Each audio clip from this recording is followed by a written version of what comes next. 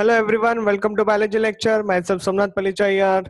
हम लोग ने चालू कर दिया था क्लास 11 चैप्टर का एनिमल किंगडम वाला चैप्टर। ठीक है, तो अभी ये इसके ऑलरेडी हम लोगों ने 2 लेक्चर्स खत्म कर दिए हैं। ओके, तो आज का जो हमारा टॉपिक रहेगा इसमें हम लोग बात करेंगे प्लैटीहेल्मिन्थ्स वाले पार्ट से। फाइन, तो रेडी हो जाओ आगे के फाइलम्स को समझने के लिए। काफी इजी है। So let's talk about the प्लैटीहेल्मिन्थ्स।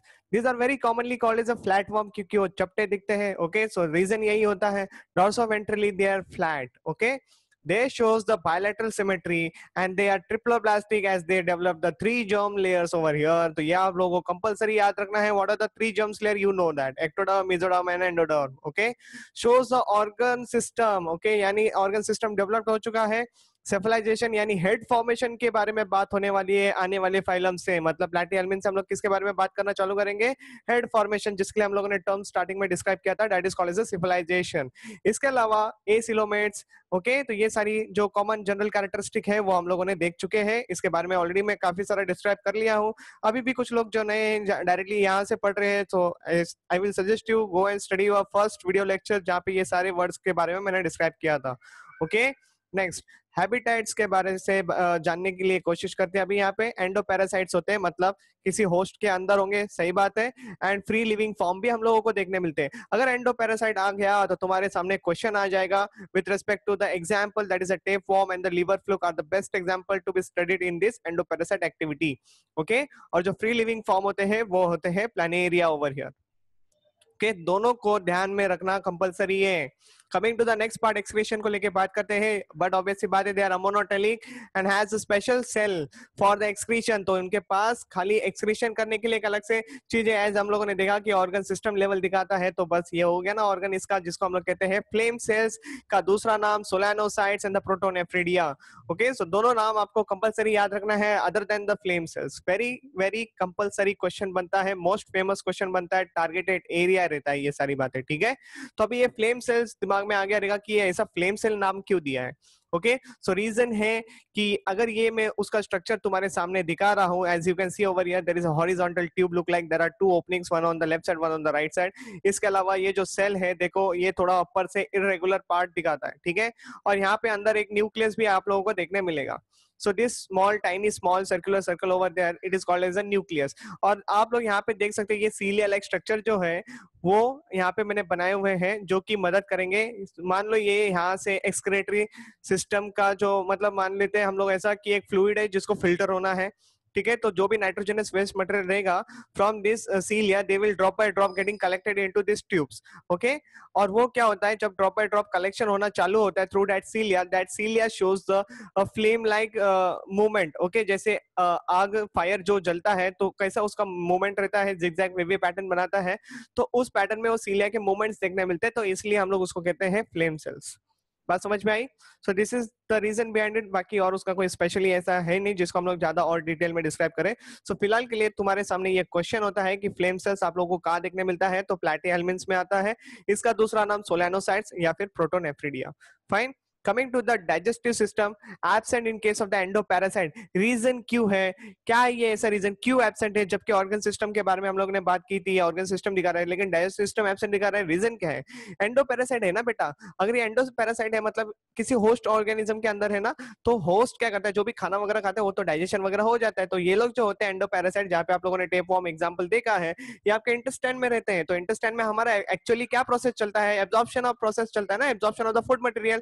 तो वो लोग ऑलरेडी डाइजेस्टेड फूड मटेरियल को जब एब्जॉर्ब कर रहे हैं तो उनको डाइजेस्ट सिस्टम की जरूरत क्या है? बात समझ में आ रही है?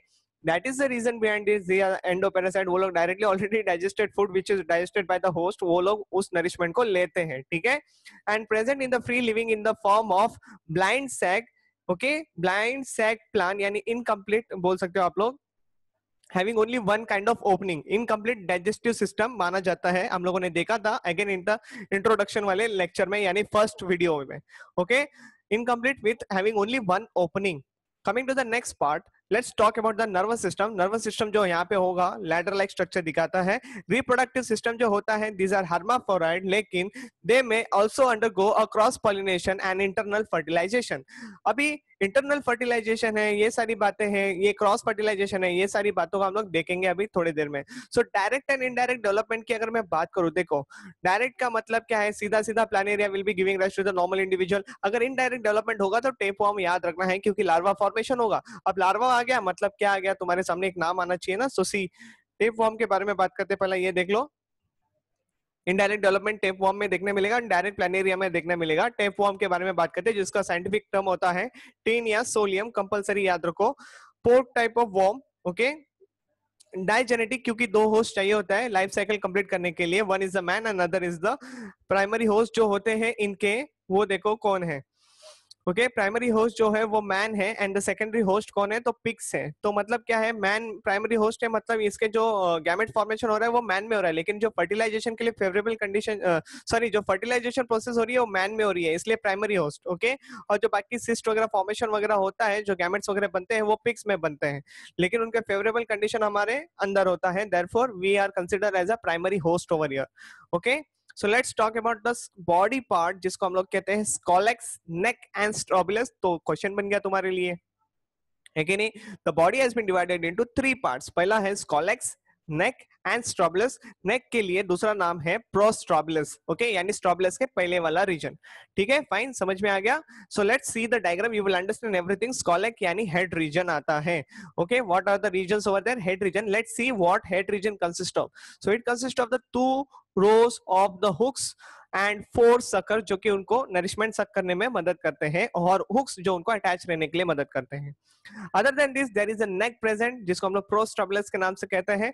और ठीक उसके बाद जो रेस्ट ऑफ द जो बॉडी है वो सेगमेंटेड है, and yes that is called as a strobilus. अभी इनमें से जो सेगमेंटेड पार्ट रहते हैं उनमें भी आप लोगों को कुछ पार्ट्स देखने मिलते हैं, जैसे कि यहाँ पे यूटेरस भी बोला गया है has only cyst. Okay, uterus में क्या है, सी यूटेरस में क्या है, has only cyst and this cyst is going to give rise to the new individual. लेकिन कैसे, ये आप लोगों को समझना है। Okay, so let's describe this diagram very clearly. See strobilus यानी it is a segmented part, each segment is known as a proglottid. तो हर सेगमेंट को सेपरेटली, हर कंपार्टमेंट को सेपरेटली यहाँ पे प्रोग्लोटिड वर्ड यूज किया गया है, specific word only for the tapeworm, बाकी कहीं भी आप लोगों को पढ़ने नहीं मिल रहा है। Okay, proglottids are of 3 types, एक होता है इमैच्योर, फिर होता है मैच्योर, और फिर होता है ग्रेविड प्रोग्लोटिड्स। तो यहाँ पे ध्यान देने वाली बात है, तो इमैच्योर यानी उसके अंदर सेक्स ऑर्गन होंगे लेकिन not that much developed. Mature वाले का मतलब है उनमें मैच्योर हो जाएंगे। एंड जो ग्रेविड प्रोग्लोटिड्स है has only the uterus and filled with the cyst. अभी जब भी यूटेरस रप्चर हो जाएगा, दो cyst will be released out and that will only responsible for giving rise to the complete organisms. Okay, so let's see the diagram very clearly as I had shown you some pictures over here. So इसके ऊपर ध्यान दो और इसको थोड़ा सा समझने की कोशिश करो। ओके, सो ए जो है ये टेपवर्म है, ये डायग्राम जो दिख रहा है आप लोगों को टेपवर्म है, देख लो यहाँ पे स्कॉलेक्स यानी head region, neck region and then immature. Neck region में आप लोगों को सेप्टम्स दिखने नहीं मिल रहे हैं, वेरस इमैच्योर प्रोग्लोटिड्स जो है वो देखो काफी नैरो है, लेकिन आगे जाके ये काफी अच्छे फॉर्म में डेवलप्ड हो चुके हैं। सो ग्रेविड प्रोग्लोटिड्स यहाँ पे देखने मिलते हैं and mature proglottids are somewhere over here. Okay, इसके अलावा जो हेड रीजन है, see the scolex region that is a head region only. देखो इनमें क्या क्या चीजें हैं, प्रोस्टेलम है, हुक्स है, hooks are present in the 2 rows, suckers are there 4 in number। so 3 तो आप लोगों के स्क्रीन पे ही दिख रहे हैं, और चौथा जो है ऐसे मान लो पीछे के साइड में है। ओके, और जो हुक है वो देखो कैसे दिखते हैं, जिनके पास ब्लेड एंड हैंडल्स होते हैं। तो ये सारी बातें यहाँ पे समझ में आ रही होंगी। स्कॉलेक्स तो कंप्लीट हो गया, neck and proglottids. Okay, so that is how the diagram look like. Let's proceed the fertilization process. So self and internal fertilization will be seen. Note, after apolysis the host gravid proglottids will release out in the human fecal matter which will come in contact with the pig। तो जब भी pig ऐसे human faecal matter के contact में आते हैं तभी क्या सिनेरियो होता है, तो वो जो ग्रेविड प्रोग्लोटिड्स जो सिस्ट निकले जो कि पिग्स के कांटेक्ट में आ चुके हैं, दोस्त पिग अगर समझ लो किसी गांव वालों ने या फिर किसी लोगों ने ऐसे पकड़ के पिग को काट के खाने की कोशिश की, पका के खाने की कोशिश की, और उसको पकाया नहीं गया ठीक से, तो उसके मीट के ऊपर क्या होता है, ये ऐसी एक लेयर बनने लगती है। दिख रहे हैं आप लोग, सम स्वेलिंग्स विल बी सीन, जिसको हम लोग कहते हैं मिसली पोर्क। और ये जो मिसली पोर्क होता है, ये इसका सिम्टम्स होता है that pork meat has been actually affected one, okay, मतलब कंटामिनेटेड वन बोल सकते हो, ऐसे बोल सकते हो, ठीक है। So next see, it will get enter in our body and it will appears as a measly pork. So see, in direct development and larva stage is of two types. Indirect development में larva stage जो है ये दो type के देखने मिलते हैं, hexanth and cysticercus. Okay, so cause the disease called as a teniasis, very very important, teniasis disease होती है। और इसका रीजन क्या है, तो टेपवर्म हमारे बॉडी में है। और दूसरा क्या हो सकता है सिम्टम्स, एब्डोमिनल क्रैम्प्स हो सकते हैं, पेन्स हो सकते हैं, ब्लीडिंग हो सकती है, फीकल मैटर से ब्लीडिंग देखने मिलेगी, ये सारी हरकतें होती है। Okay, so tapeworms are anaerobic in nature, again keep this in mind, very very important highlighted area है, they don't require that oxygen and all those things, so they are anaerobic conditions। okay, planaria की बात करते हैं। so let's see the next example, planaria जो कि free form में मिलता है, found in the fresh water, also known as the Dugushia, क्योंकि they have the triangular head and all those things। so dorsal view and the ventral view देखोगे, dorsal view में आपको pair of eyes देखने मिलेगी, whereas in the ventral view there is a mouth and the protrusible pharynx will be seen। protrusible यानी ऐसे बाहर आई हुई आपको एक specific region देखने मिलेगा, जिसको हम लोग pharynx कहते हैं। okay, so this is how the actual structure look like। okay, so dorsal surface and ventral surface को देखो ठीक से, mouth and all those things, gonopores are present over there। okay, rest let's talk about the hermaphrodites, they are hermaphrodite, bisexual होते हैं, ठीक है। so let's see, direct development, fertilization is internal, cross fertilization can also be seen, have high power of regeneration, ये इसकी बहुत ज्यादा common characteristic है, इसके कारण आप लोग इसको डिफाइन भी कर सकते हो। okay, so let's talk about the next one, that is called as a sheep liver fluke. Okay, यानी फैसियोला हेपाटिका लिवर फ्लूक के नाम से पहचाना जाता है। तो sheep liver fluke is one of the example, other name you can say. So flat and leaf like body होती है, आप लोगों को डायग्राम देखने मिलेगा अभी थोड़ी देर में। ओके, सो बाइसेक्सुअल होता है, हर्माफ्रोडाइट्स होते हैं, indirect development with many larval stages, लेकिन जो कॉमन होता है उसके बारे में बात करेंगे। See, it is an endoparasite, diagenetic and anaerobic respiration। जैसे कि sheep and goat के बारे में बात करूं तो ये प्राइमरी होस्ट माने जाते हैं, एंड स्नेल की बात करूं, लिमिनिया, that is considered as a secondary host, they feed on the blood, lymph and the blood cells। so this is how the actually diagram look like, oral sucker will be there, mouth will be there, common genital pore and the ventral sucker, जिसको acetabulum के नाम से पहचाना जाता है, and the opposite end will be having the excretory pore। So let's talk about the new category, that is the next phylum, Exlahelminthes, commonly कहा जाता है Nemanthileminthes। तो ये बात ध्यान रखो, और कॉमन नेम इसका जो होता है निमेटोड्स या फिर राउंड वॉर्म्स के नाम से भी पहचाने जाते हैं। स्टूडेंट्स, एग्जाम्पल बेस्ड क्वेश्चंस बनते हैं, याद रखो। ओके, और जो जनरल कैरेक्टरिस्टिक है उनको मैच द फॉलोइंग टाइप के लिए भी बना सकते हैं। Okay, so let's talk about here triploblastic bilateral symmetry, pseudocoelomates, tube within a tube body plan देखने मिलेगी, complete alimentary canal will be seen, body wall is made up of 3 layers. Okay, outer जो layer होती है वो cuticle की होगी, and the regular body wall जो होगी वहां पे एपिडर्मल, सिंसेशियल यानी मल्टी न्यूक्लिएट कंडीशन, याद है हम लोगों ने फंजाई में बात की थी, सिंसेशियल यानी मल्टी न्यूक्लिएट हाइफे के बारे में बात किया था मैंने, ठीक है। So go through the biological classification video once again so that you will understand the scenario of multinucleate structure। Syncytial type हमेशा हम लोग मल्टी न्यूक्लिएट कंडीशन के लिए ही वर्ड यूज करते हैं। ओके, इनर मोस्ट लेयर जो होती है लॉन्गिट्यूडनल मसल्स की होती है। सो ऐसे करके there are 3 layers you will able to see। next, ये यूटिली कंडीशंस दिखाते हैं, यानी नंबर ऑफ सेल्स जो इनके सिस्टम में रहते हैं वो फिक्स रहते हैं, और sexual dimorphism will be seen over here. Okay, so see these are the 2 different individuals, ascariasis lumbricoides के नाम से इनको पहचाना जाता है, जो कि कॉमनली राउंड वॉर्म्स कहते हैं। तो मेल वाला जो होता है वो छोटा होता है, फीमेल जो होती है वो लंबी होती है, ठीक है। So let's talk about between the male and the female, differentiate कर लेते हैं, क्योंकि यही डिफरेंशिएशन आप लोगों के लिए मददगार रहेगा, क्योंकि ये फील्ड से अगर क्वेश्चन आएंगे तो आप लोगों को डील करना आना चाहिए। So let's talk about the male first। There is a mouth present, yes, of course, seen in the female also। Excretory pore is present, yes, obviously seen in the female also। लेकिन mail के पास अभी कुछ खास बातें, जैसे कि cloaca, okay, what is this cloaca stand for? Cloaca एक opening होती है ना, तो क्लोएका किस चीजों की ओपनिंग होती है? जैसे कि रिप्रोडक्टिव ओपनिंग, डाइजेस्टिव ओपनिंग और फिर एक्सक्रीटरी ओपनिंग। ये सारी जो कॉमन ओपनिंग्स, जो 3 डिफरेंट ओपनिंग होती है, वो सारी एक ही साइड से निकलती है, that is the cloaca. Okay, so cloaca के बारे में हम लोग जब आने वाला टॉपिक रहेगा जिसमें हम लोग बात करेंगे स्ट्रक्चरल ऑर्गेनाइजेशन इन एनिमल्स, वहां पे मैं बताऊंगा क्लोएका आप लोगों को कॉकरोच में पढ़ने मिलेगा। Fine, so let's see over there also. Next, copulatory setae will be seen over here in the males, that is acting like a penis, which is very important for the males. And coming to the next part, female has a genital pore over here and the anus over here will be seen. Okay, frogs में भी आप लोगों को cloaca देखने मिलेगा। We will talk about in the frogs also. तो ये सारी बातें हम लोग आगे जाके डिस्कस करेंगे, लेकिन फिलहाल के लिए आगे बढ़ते हैं। In males only one set of the reproduction system will be seen, therefore it is called as a monarchy.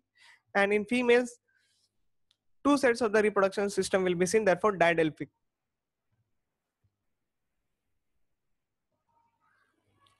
Monogenetic है, खाली एक ही होस्ट चाहिए होता है। इन्फेक्शन जो होता है ये डायरेक्ट या फिर ओरल हो सकता है। Anaerobic, feed on the partially digested food, disease will be causing ascariasis over here. Okay,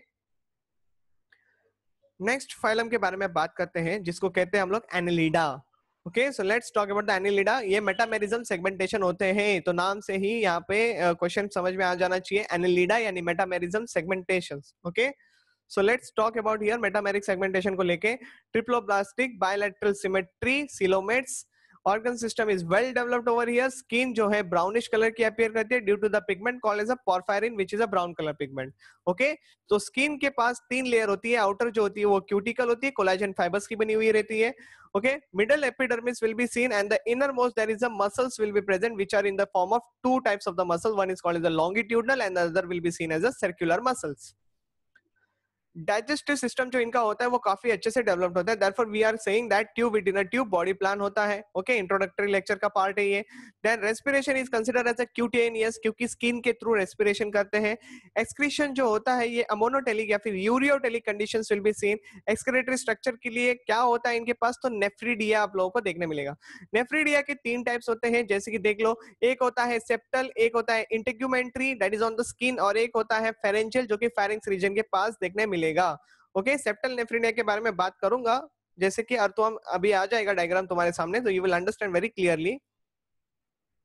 so let's talk about the nervous system. It has the pharyngeal nerve ring and the ventral nerve cord। अभी ये pharyngeal nerve ring को समझते हैं, चलो ठीक है बात करते हैं।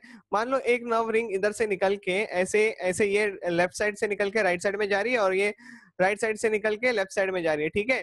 तो ये उनका मान लेते हैं nerve ring है, ठीक है, और इसके बीच में है ना pharynx प्रेजेंट होगा। I hope you guys are understanding. So this pharynx is therefore ये pharynx बीच में आने के कारण तो ये हम लोगों को लेबलिंग मिल जाती है has the circumpharyngeal nerve ring and the ventral nerve cord. So ये जो नर्व कॉर्ड्स फॉर्म करेंगे, okay, this nerve cords will be running ventrally. तो ये आप लोगों को कंपलसरी याद रखना है, where is the nervous system is running on the ventral side of the organism, ठीक है। रिप्रोडक्टिव सिस्टम के बारे में बात करते हैं। यूनिसेक्सुअल हर्माफ्रोडाइट्स होते हैं और हर्माफ्रोडाइट्स, okay.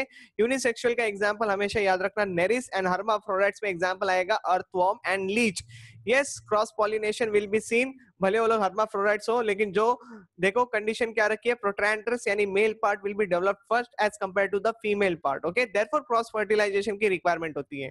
Okay, development is Nereis is direct, okay, and in earthworm and the leech it is a direct development। okay, so development in neris is indirect, वहां पे space आ गया है, so be sure about here। so it is an indirect development, whereas earthworm and leech it is a direct development। okay, so let's talk about the larva in the Nereis will be called is a trochophore larva. Target कर लो, hit कर लो, ये बहुत important question है आपके सामने आया हुआ है। So trochophore larva is again a specific characteristic for the annelida, okay, phylum annelida, जो कि फ्री स्विमिंग फॉर्म में होते हैं। Coming to the next part, see the diagrams as well as the explanation of the example that is called as the earthworm। Okay, so earthworm का जो scientific term होता है वो है फेरिटीमा पोस्थ्यूमा। ओके, नाम याद रख लो, बहुत ज्यादा इंपॉर्टेंट है। कभी कभी ऐसे हो जाता है कि बच्चों को साइंटिफिक नाम याद नहीं रहते, okay, most of the time ignore हो जाता है। सो प्लीज मैं रिक्वेस्ट करूंगा कि आप लोगों को ये जो नाम है इसको कंपलसरी दिमाग में फिट कर लो। अभी का जो अर्थवर्म के बारे में एक्सप्लेनेशन रहेगा वो इन जनरल होगा, क्योंकि आगे आने वाला जो टॉपिक रहेगा structural organisation in animals, we are going to discuss in detail about the earthworms. Okay, earthworm, frog and cockroach, तीनों ऑर्गेनिजम्स को हम लोग सेपरेटली और काफी अच्छे से सीखेंगे, आप लोगों के सारे डाउट्स क्लियर हो जाएंगे। सो let's proceed with the explanation of the earthworm over here, जो कि पैराडिमा पोस्टिमा के नाम से फेमस है। एक्सटर्नल और internal metamerism will be scene. Okay, ये एक इसका जो ऐसा यूनिक कैरेक्टरिस्टिक फीचर है, एक्सटर्नल भी और इंटरनल भी मेटामेरिज्म दिखाता है। Okay, so number of segment जो इनके होते हैं, जिनको कॉमनली एन्यूलाई के नाम से पहचाना जाता है, सो ये 100 to 120 in numbers can be seen. Again number based questions बनते हैं, प्लीज आप लोग इसको गो थ्रू करो अच्छे से।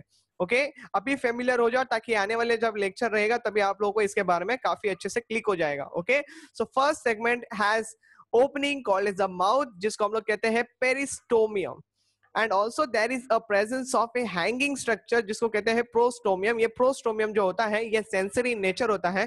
ये जिस मान लो सॉइल में है, तो ये प्रोस्टोमियम ओके, वो हार्ड एंड सॉफ्ट टिश्यू के बीच में, मतलब सॉइल को जज करने में मदद करता है। ठीक है, नेक्स्ट सेगमेंट जो होते हैं 14, 15 एंड 16, एक्चुअली है तो 100 to 120 सेगमेंट्स, लेकिन हम लोग कौन से सेगमेंट नंबर की बात कर रहे हैं?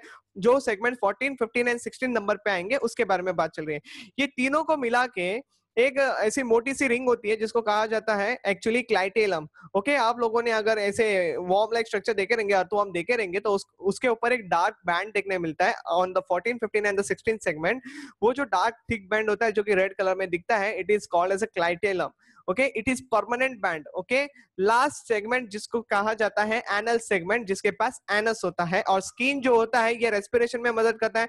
देखो बच्चा लोग, एक बात क्लियरली दिमाग में फिक्स कर लो, अगर स्किन रेस्पिरेशन में मदद कर रहा है, दैट मीन स्किन का कैरेक्टरिस्टिक बताता हूं, स्किन मॉइस्ट होना चाहिए, very very important. If the respiration is taking place through the skin, cutaneous respiration कहते हैं, स्किन शुड बी मॉइस्ट। दूसरी बात, हाईली वैस्कुलर इन नेचर, क्या होना चाहिए? उसके पास काफी अच्छा ब्लड सप्लाई होना चाहिए। तीसरी बात भी बताता हूँ, skin should be very thin. Okay, thin membrane होनी चाहिए। अगर मान लो थिक होती है, मोटी स्किन होती है, तो बाबा कुछ नहीं करने वाली है। ओके, स्ट्रेट फॉरवर्ड बता रहा हूँ, स्किन रेस्पिरेशन नहीं करेगी अगर वो जाड़ी होगी। ठीक है, तो स्किन कैसी होनी चाहिए? पतली होनी चाहिए, मॉइस्ट होनी चाहिए, और उसके पास ब्लड सप्लाई होना चाहिए, therefore it is called as a vascular. Okay, so let's proceed with the next characteristic, that is hermaphrodites protrandous condition, that means male part will be developed first, male sex organ will be developed first, mature first. okay, जिसके कारण ये लोग cross fertilisation में interest दिखाते हैं। Let's talk with the ventral view of the earthworm, जहां पे आप लोगों को देखने मिल रहा है मेरे डायग्राम में, क्लाइटेलम मैंने मेंशन किया, जो कि रेड कलर के रिंग लाइक स्ट्रक्चर में दिख रहा है यहाँ पे। See, so 14, 15 and 16 segment is shown as a pink in colour, तो ये क्लाइटेलम होते हैं। ओके, नेक्स्ट आप लोग 14 सेगमेंट को अगर मेरे स्क्रीन पे अगर ठीक से देख पा रहे हो, let me focus this more clearly. Yes, so see on the 14 screen में मैंने सेंटर में एक डॉट बनाया, जिसको हम लोग कहते हैं female genital pour. Okay, let's talk about the 17, 18 and the 19 segment. ठीक से देखो बच्चा लोग, मैं बात कर रहा हूँ copulatory papillae, which is only seen on the 17 and the 19 segment. Total 4 होते हैं, 2 pair in each segments. Okay, तो देख लो 17 and the 19 segment very clearly some dotted like structure I had highlighted over here with the yellow marker. So देखो screen पे, ठीक से समझने की कोशिश करो। यही सारी बातें मैं आगे जाके फिर रिपीट करने वाला हूँ, लेकिन अभी से फेमिलियर रहो ना, that will be more beneficial for you. Okay, so 18 segment पे फिर से 2 ओपनिंग है, जिनको कहा जाता है मेल जेनाइटल पोर्स। क्या कहा जाता है? Male genital pores. Yes, they favours the cross fertilization, we already know. Protandrous condition हम लोगों को देखने मिलती है। ओके, सो इसके अलावा और भी कुछ खास चीजें हैं जिसको हम लोगों को समझना है। स्पर्माथेका होता है, जो कि स्पर्म के सैक होते हैं, जिनके अंदर स्पर्म एक्चुअली स्टोर हो जाते हैं। तो ये सारी बातें होगी, we will discuss about this in detail in the coming lecture. So फिर से वही सारे डायलॉग रिपीट कर रहा हूँ, ध्यान देना ठीक से। सो पहले ये स्पर्माथेका का लोकेशन देख लो। आप लोग ठीक से अगर डायग्राम देख पा रहे हो, तो 5, 6, 7, 8, 9 ऐसे नंबरिंग्स आ गए हैं। 10 वाला मत देखो, खाली फोकस करो 5, 6, 7, 8, 9। ठीक है, लेकिन 5, 6, 7, 8, 9 पे ये जो सिनारियो है, अगर मैं बात करूं, ये ऐसे हार्ट शेप स्ट्रक्चर के बारे में, जो कि हर सेगमेंट में पेयर है कि नहीं? हर सेगमेंट में पेयर है, मतलब 6 में देखने मिल रहा है, 7 में देखने मिल रहा है, 8 में देखने मिल रहा है, 9 में देखने मिल रहा है। अगर स्पर्माथेका कहाँ पे प्रेजेंट है, अगर ऐसा क्वेश्चन आएगा, तो तुम्हारा 6, 7, 8, 9 आंसर होगा सेगमेंट। लेकिन अगर स्पर्माथेका की ओपनिंग बेस्ड क्वेश्चन आ गया, इफ ओपनिंग रिलेटेड क्वेश्चन आते हैं, तो तुमको क्या करना चाहिए? सीधा ओपनिंग देखो ना, 5 और 6 वाले सेगमेंट के ऊपर ओपनिंग है, सेगमेंट के ऊपर ओपनिंग है। 5 एंड 6 के बीच में जो सेप्टा है ना, उसके ऊपर ओपनिंग है। सिमिलरली 6 एंड 7 के बीच में ओपनिंग है, सिमिलरली 8 एंड 9 के बीच में, एंड ये आपके आंसर्स हो गए। ठीक है, 5 6 6 7 7 8 8 9, तो these are the scenario, these are the type of the question which are asked in the examination, बच्चों को कंफ्यूज करने के लिए। लेकिन हम बच्चे कितने स्मार्ट है आज हमको पता चल गया है, ठीक है। तो ऐसे टाइप के क्वेश्चन हम लोग डील नहीं कर सकते क्या? बिल्कुल कर सकते हैं। So let's proceed with the next explanatory part. तो see the diagram very clearly in front of you. Okay, देखो कितना अच्छा डायग्राम दिख रहा है। ओके, एनिमल किंगडम है बड़ा इंटरेस्टिंग चैप्टर, लेकिन बहुत लेंथी है और बोर मार सकता है, लेकिन कोई बात नहीं बेटा, थोड़ा सा फोकस करोगे लेक्चर आपको समझ में आ जाएगा। Okay, so let's talk about your prostomium दिखा, then peristomium, this is seen in the first segment only। तो ये dorsal line आपको एक permanent ऐसे line देखने मिल सकती है, and there is a dot dot dots setae like structures will be seen over here। we will talk about that everything in the detail in the coming lectures। so these are the dorsal post, clitellum, देखो ये जो band होता है ना, ये band के बारे में बात कर रहे थे। ओके, तो segment and annula, ये सारी बातें हम लोग आगे बात करेंगे। so this is an anal segment which is a last segment। Okay, जिसको गिनना है they can pause the video and start counting कितने हैं देखो और मुझे बता देना, ठीक है। So let's proceed with the next example that is called as a Nereis। So let's see what this Nereis person is showing to us। तो इसके पास भी again segmented body होती है, लेकिन यहाँ पे ये लोग को लोकोमोशन करने के लिए एक अलग से स्ट्रक्चर डेवलप्ड होते हैं। Okay, on each segment over here, तो जो कि लीफ लाइक स्ट्रक्चर होता है। Let me zoom this diagram to for you to understand very clearly. देखो, अगर मैं यहाँ पे एक बड़ा सा सेगमेंट बना देता हूँ, ओके, मान लेते ये है वो।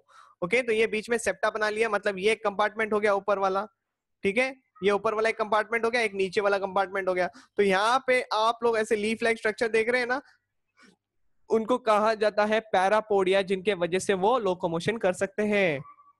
Okay, and as well as respiration. Prostomium जो होता है वो सेंसरी होता है, इसके हेड के पोर्शन को लेके और बात करेंगे। और इनका जो एनल सेगमेंट होता है, जो कि लास्ट सेगमेंट होता है, वहां पे ऐसे दो इलोंगेटेड स्ट्रक्चर देखने मिलते हैं, जिसको कहा जाता है एनल सिराए। ओके, क्या कहा जाता है? Anal cirri. So let's talk about the first important segment, the head region over here. It has a prostomial tentacle, जो कि 2 इन नंबर होते हैं। ओके, इनके पास 2 पेयर ऑफ आइज, यानी टोटल 4 आइज होते हैं। Then there are prostomial palps। Okay, very important, जहां से क्वेश्चन बनता है इसको याद रखने की कोशिश करो। तो इसके हेड में total 3 things are there, prostomial palps, then prostomial tentacles and the eyes, which are 2 pair in number, and these all structures are sensory in nature। Structure of prostomium के बारे में तो बात हो चुकी है। Let's see indirect development, which is seen. Larva जो होता है वो ट्रोकोफोर होता है, फ्री स्विमिंग होता है। If it is marine, borrowing होंगे, हेट्रोनेरिस अगर होंगे तो सेक्सुअल फॉर्म जो होता है हेट्रोनेरिस का, वो हमेशा याद रखना सेक्सुअल फॉर्म दिखाते हैं। Okay, so see become free swimming. Next, a sexual part जो होता है वो एटोकी होता है, एंड द सेक्सुअल पार्ट जो होता है एपिटोकी होता है। यानी see conversion from the sexual to sexual form is called as epitoky. What do you mean by this? Conversion from the asexual to sexual form, जिसको हम लोग कहते हैं एपिटोकी कंडीशन। क्लियर हो रही है बातें? ठीक है, तो इसका भी डायग्राम आप लोग देख रहे हो स्क्रीन पे, कितना अच्छा दिख रहा है। तो यही वो जो पैरापोडिया होते हैं, जो लीफ लाइक स्ट्रक्चर दिखते हैं, जो मैंने यहाँ पे हाईलाइट किया, एक्चुअली ये कितने छोटे होते हैं देख लो। फाइन, बात समझ में आई? So let's talk about the next part. तो देख लो कितनी बड़ी इसकी लेंथ होती है, शायद आप लोगों ने देखा होगा ऐसे काइंड ऑफ ऑर्गेनिजम्स को। Fine, let's talk some interesting example, जिसको लीच के नाम से पहचाना जाता है, हिरुडीनिया। ओके, सो ये हिरुडीनिया जो है, इनके पास एक बहुत खास बात होती है, दैट इज इनका जो सलाइवा होता है, इसमें एंटी कोआगुलेंट एजेंट होते हैं, मतलब एंटी कोआगुलेंट सब्सटेंस होता है, जिनको हम लोग क्या करते हैं बायोटेक्नोलॉजी में हम लोग इसको फिर से डिस्क्राइब करेंगे। This is one of the special application in the field of the medical.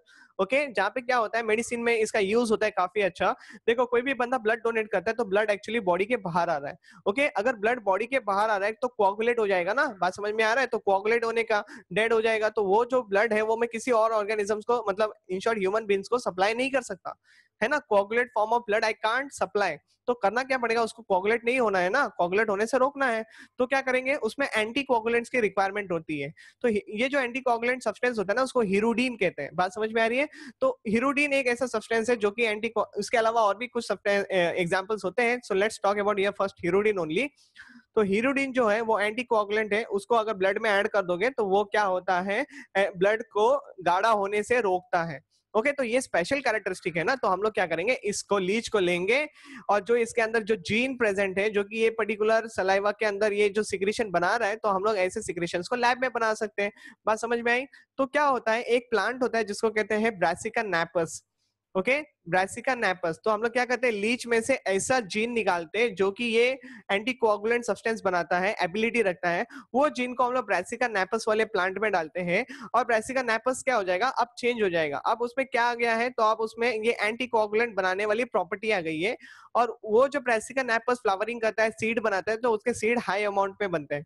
तो सोचो ना, जितने ज्यादा सीड बनेंगे ब्रासिका नेपस के और उसके सीड में ही हमको हिरुडिन स्टोर फॉर्म में मिलता है, तो उसमें से हम लोग एक्सट्रैक्ट कर लेंगे। बात समझ में आ रहा है क्यों क्यों ये प्रोसीजर की जरूरत पड़ी है? क्योंकि हर टाइम तो मैं लीच ढूंढने जाऊंगा नहीं ना। बात समझ में आ रही है? अगर एंटीकोगुलेंट सब्सटेंस चाहिए तो मैं हर बार लीच के पास थोड़ी ना जाऊंगा, भाई मेरे को एंटीकोगुलेंट दे करके। बात समझ में आ रही है? So that is what the one of the best technique biotechnology ने की है, जिसके वजह से हम लोग एंटीकोगुलेंट एक्सट्रैक्ट कर सकते हैं, ओके, नेचुरल फॉर्म में। So now see there is oral sucker present on the organism. ये जो सलाइवा होता है, अगर ओरल सक्कल्स जो होते हैं वो बॉडी में एम्बेडेड हो जाएंगे, ठीक है, और ये बंदा सक करते रहेगा ब्लड, और जब ब्लड इसके सलाइवा के कांटेक्ट में आता है तो वो एंटीकोगुलेंट के कांटेक्ट में आ रहा है। इन शॉर्ट समझ में आ रही है बात? इसलिए ना ब्लड वो कंटिन्यूअसली सक कर सकता है, okay, in the form of liquid. So clitellum appears only during the reproductive season. ये बात याद रखो, only in case of the leech the clitellum appear during the reproductive season, otherwise उसका कोई सीन नहीं है, ठीक है। सो क्लाइटेलम क्या रिप्रोडक्शन में मदद करेगा, कैसे करेगा, वेट करो, इसके बारे में मैंने कहा है, स्ट्रक्चरल ऑर्गेनाइजेशन का टॉपिक चलेगा, वहां पे हम लोग डिस्क्राइब करेंगे, ठीक है। So let's talk about the next, that is a phlebotomy, that is blood letting, यानी ब्लड का बार बार ऐसे बाहर निकलना, वो होता है blood letting. In leech, the true coelom is restricted only in the excretory and the reproductive system. Okay, only other area is filled with the special tissue, जिसको हम लोग कहते हैं बोट्रॉइडल टिश्यू। ये वर्ड याद कर लो बेटा, बहुत ज्यादा इंपॉर्टेंट है as exam point of view. Next example जो है वो है Tubifex, which is found in the most polluted water, और उनके पास जो हीमोग्लोबिन होता है वो बहुत ज्यादा अमाउंट में देखने मिल सकता है। Okay, so this is how the actually leech structure look like. देखो हिरुडीन नायरिया के नाम से फेमस है। See posterior sucker and anus will be seen over there, and this is a mouth anterior sucker, ठीक है। तो ये सारी बातें आप लोगों ने यहाँ पे देख ली है। So let's talk about arthropoda from the coming lectures, ठीक है। तब तक आप यहाँ तक इस पूरे लेक्चर को ठीक से पढ़ लो, समझ लो, इसके नोट्स बना लो, दैट इज वेरी इंपॉर्टेंट। और एनसीईआरटी पढ़ो, इग्नोर बिल्कुल मत करना, वेरी इजी चैप्टर। अभी सारी चीजें आप लोगों के दिमाग में इजीली फिट हो जाएगी। फाइन, मिलेंगे आपको नेक्स्ट लेक्चर से।